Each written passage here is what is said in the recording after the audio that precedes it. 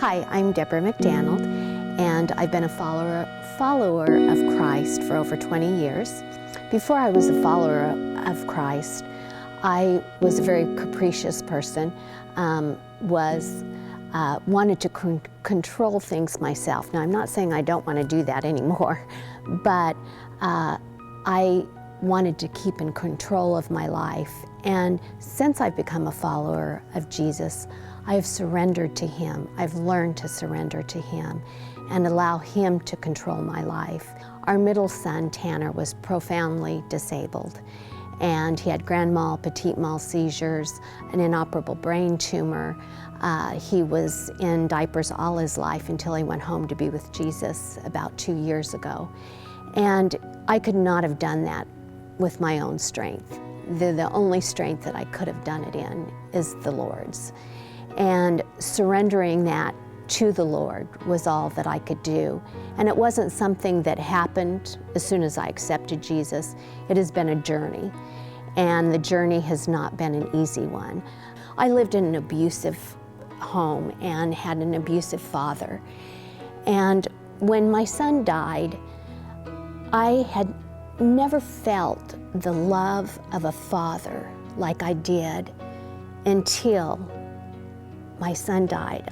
I felt that as if the Lord loved me in such a deep way, and He gave me a peace that surpassed all understanding. I was able to lay in the bed with my son as he died and held him in my arms. And I had such a peace about his death because I knew where Tanner was going. I knew that Tanner was going to be whole. I knew he was going to be healthy. I knew he was going to be able to talk. I knew he was going to be able to run, and he wouldn't have to struggle like he did on earth. He was going to be free and healthy. And to me, that was showing me such a depth of love for my son as well as for me. And that just gave me so much peace and comfort as my son went home to be with our Heavenly Father. And then again, when I got cancer, I was diagnosed with stage 4 thyroid cancer in November.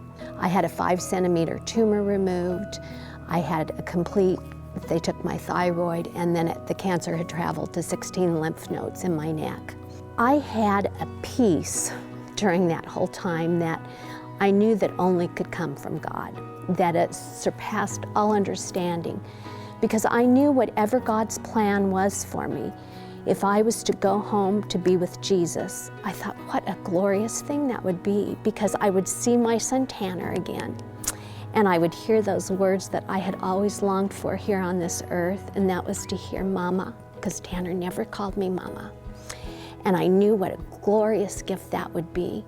And I knew if He chose to keep me here, that He was going to be glorified through this, and there was a story to be told.